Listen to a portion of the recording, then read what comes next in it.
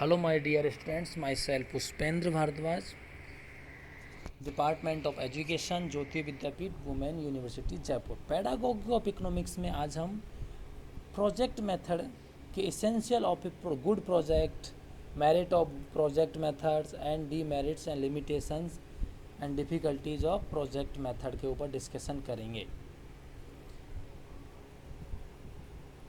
तो first topic is essential of a good project. These are factors are given below. First is timely. Timely, a project should be related directly to the lesson and vocational interest. Project should suit the particular mental and chronological ages of the students. Timely, एक time fix होना चाहिए बच्चों को, इस तरीके से lesson vocational time to time के लिए पूरे हो सके। जो प्रोजेक्ट है सब्जेक्ट मैटर के ऊपर, वो प्रोजेक्ट टाइम के अकॉर्डिंग होना चाहिए, क्रोनोलॉजिकली होना चाहिए। Environmental and season factors should also be taken into consideration. It is a well-known fact that there are defined relationship between the season of the year, season of the year, and current community interest. Those of people's projects should be timely. अगर हमें peoples के students के current community interest को बनाए रखना है, session of the year, ये सब रिलेशनशिप बनाए रखनी, डिफाइन रिलेशनशिप करनी है सेशन के बीच में और करंट कम्युनिटी इंटरेस्ट के बीच में स्टूडेंट्स के लिए, तो जो प्रोजेक्ट है वो should be timely. Next is usefulness. Practical aim of the project should own be lost sight of. It must fulfill a long-standing needs.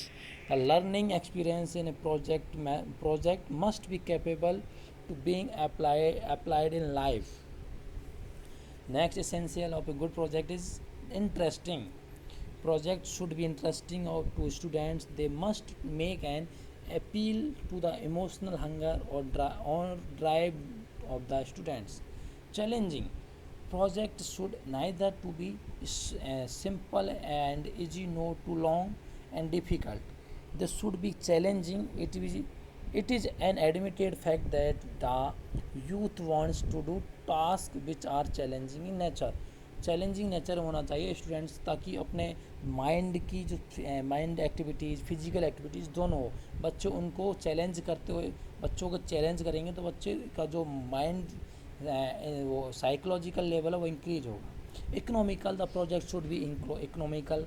This should not unnecessary tax and energy and pocket of the students. There should be no wastage of time also. जो project है वो time waste नहीं करते होना चाहिए, और project S पे होना चाहिए। ज़्यादा बच्चों के ऊपर बियरेबल ना होना चाहिए, बच्चों को बियर करना पड़े, ज़्यादा पैसा खर्च करना पड़े, इस तरीके से नहीं होना चाहिए। Rich in experiences. जो प्रोजेक्ट है, कोई भी एक अच्छा प्रोजेक्ट, उसमें जो एक्सपीरियंसेज होंगे बच्चों को, जो सीखने के लिए मिलेगा, जो काम करके आपस में डिस्कशन करके आइडिया शेयर करके, तो वो एक्सपीरियंसेज बहुत ज़्यादा होने चाहिए बच्चों को। रिच अच्छे एक्सपीरियंसेज होने चाहिए, रियल लाइफ से रिलेटेड होने चाहिए। Next is cooperativeness. बच्चे जो गुड प्रोजेक्ट है उसमें essentials of a good project में कोऑपरेटिवनेस होनी चाहिए. कोऑपरेटिवनेस मींस प्रोजेक्ट में इस तरीके के से वो बच्चों को इस तरीके से टास्क दिए जाए, इस तरीके की प्रॉब्लम एक्टिविटीज सॉल्व की जाए जिसमें बच्चों आपस में ग्रुप में वर्क काम करें और बच्चे आपस में कोऑपरेट होकर काम करें और साथ में घुल मिल कर रहे ऐसे. तो ये essential of a good project थे, हमने इनके ऊपर डिस्कस किया. अब डिस्कस करते हैं merit of the project method. Project method के मेरिट्स क्या है. First is based on law of learning. Learning के लॉ पर बेस है. The law of readiness. According to this law we learn most when our minds are ready to receive. The law of readiness. अगर हमारा mind ready है किसी चीज़ को receive करने के लिए तो बच्चा ज़रूर सीखेगा.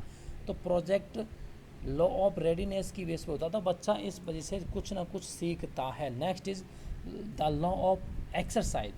Learning to be effective must be practice. The project method offers many opportunity to the student to learn by doing. Exercise होनी चाहिए. बच्चों खुद से करके सीखे, लर्न बाय डूइंग होनी चाहिए। बच्चे ऐसा नहीं चाहिए टीचर ही सब कुछ करा रहा हो प्रोजेक्ट मेथड में, नहीं, बच्चों को खुद सॉल्व आउट करनी चाहिए। जो टास्क दी है प्रोजेक्ट मेथड में, जो प्रोजेक्ट मिला है वो बच्चों को खुद ने करना, लर्निंग बाय डूइंग होनी चाहिए। नेक्स्ट इज जो इस वजह से जो प्रोजेक्ट मेथड है वो बेस है law of exercise, law of readiness. Next is the law of effect. This law says that if learning is to be effective and fruitful, it must be accompanied by satisfaction and happiness. The students derive immense pleasure when they manipulate their own activities. Effects होने चाहिए। Effects जो law of effects की वजह से है, तो project students इसमें क्या करते हैं, अपनी जो एक्टिविटीज़ है उनको मैनिपुलेट कर सकते हैं, सीख सकते हैं मैनिपुलेट किस तरीके से हमें प्रोजेक्ट प्रॉब्लम को सॉल्व आउट करना है। ये सारी चीज़ें इस लॉ पे बेस होने की वजह से ये बेनिफिशियल है। Next is related with life. जो प्रोजेक्ट मेथड है related to life, related with life, life से रिलेटेड होता है। कुछ न कुछ प्रॉब्लम्स ऐसी होती है जो रिलेटेड टू लाइफ से होती है। बच्चों की इसी प्रोजेक्ट मेथड में इसी तरीके की प्रॉब्लम दी जाती है जो बच्चों को लाइफ से रिलेटेड कुछ ना कुछ उनमें डेवलपमेंट करे, कुछ ना उनको सिखाए। तो ये इस वजह से बच्चों को कुछ ना कुछ लाइफ से रिगार्डिंग सीखते हैं इन फ्यूचर, क्लास में नहीं बट इन फ्यूचर बच्चों के लिए वो बेनिफिशियली होता है। Next is correlation with all the subject. The project method gives unity to the curriculum. The watertight treatment of the various subjects which is commonly found in our school gives way to an integrated program. Subject do not remain isolate. Learning comes as a byproduct of purposeful activities.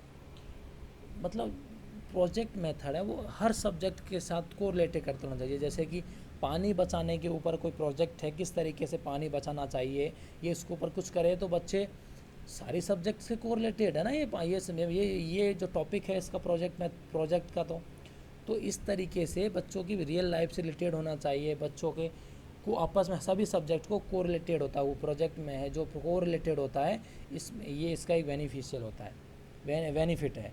Next is training for a democratic way of life. बच्चों को जो project method है वो training provide करता है वह democratic वे life के लिए, डेमोक्रेटिक वे ऑफ लाइफ के डेमोक्रेटिक जो रास्ते हैं उनके लिए ट्रेनिंग प्रोवाइड करवाता है प्रोजेक्ट मेथड। लाइफ से रिलेटेड होता है पहले से, लाइफ रिलेटेड जो प्रॉब्लम्स होती है लाइफ में इन फ्यूचर उनसे रिलेटेड तो होता है, तो इस वजह से ये democratic way of life provide करवाता है, ट्रेनिंग प्रोवाइड करवाता है। Training in citizenship. The method imparts training to the student to inculcate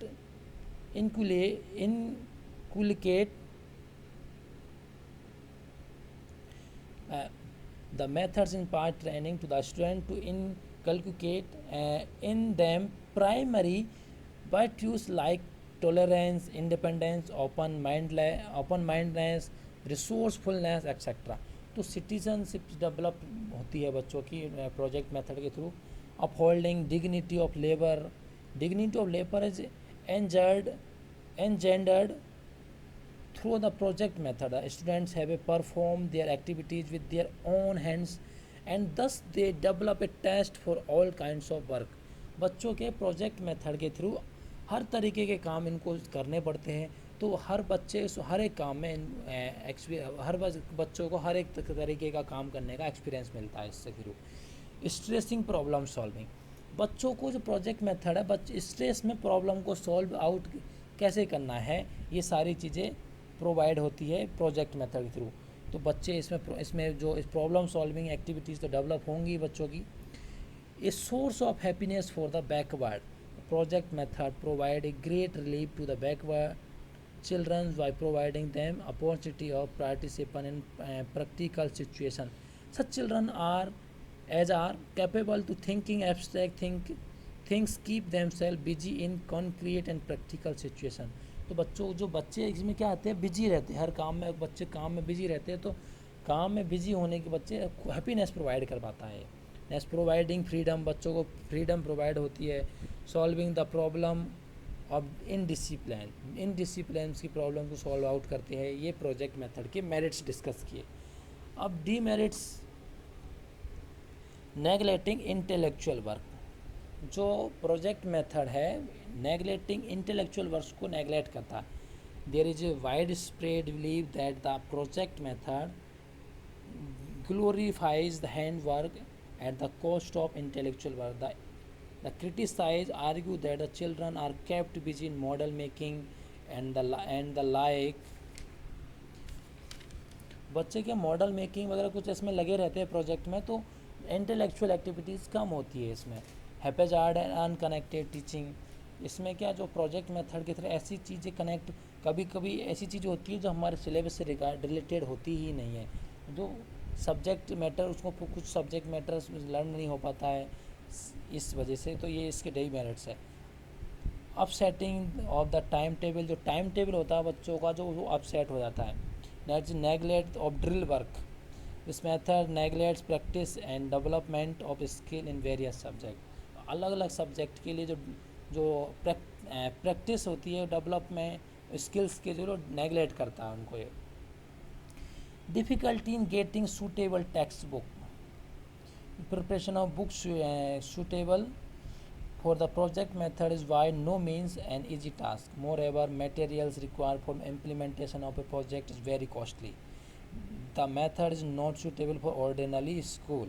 कुछ जो प्रोजेक्ट मेथड के कुछ मटेरियल्स होते हैं वो कभी बहुत ज़्यादा कॉस्टली होते हैं इम्प्लीमेंट करने के लिए, तो मटेरियल्स प्रोवाइड ही नहीं हो पाता है पहली बार तो. और अगर कोई मटेरियल प्रोवाइड हो रहा है तो वो कॉस्टली होते हैं. तो ये डिफ़िकल्टीज है इसकी. एक आर्टिफिशियल कोरिलेशन, इसमें आर्टिफिशियल कोरिलेशन होता है, रियल लाइफ में जो कोरिलेशन होता है वो नहीं होता है. Unsuitable for the lack of competence teacher, unsuitable for transfer, too much reliance on young childrens, ज़्यादा विश्वास बच्चों पर विश्वास नहीं करना चाहिए, यंग चिल्ड्रंस पर नहीं करना चाहिए ऐसा कुछ. तो ये सारे डीमेरिट्स थे प्रोजेक्ट मेथड के. तो हमने प्रोजेक्ट मेथड को कंप्लीट कर लिया. इससे पहली क्लास में हमने प्रोजेक्ट मेथड की definition, principles of project method, different types of principle and various step in project पढ़ा था. इस क्लास में हमने essential of a good project, merit of the project method and demerits of project method discuss किए. तो project method complete हो गया है. नेक्स्ट क्लास में नेक्स्ट टॉपिक के साथ मिलेंगे बच्चों. Thank you.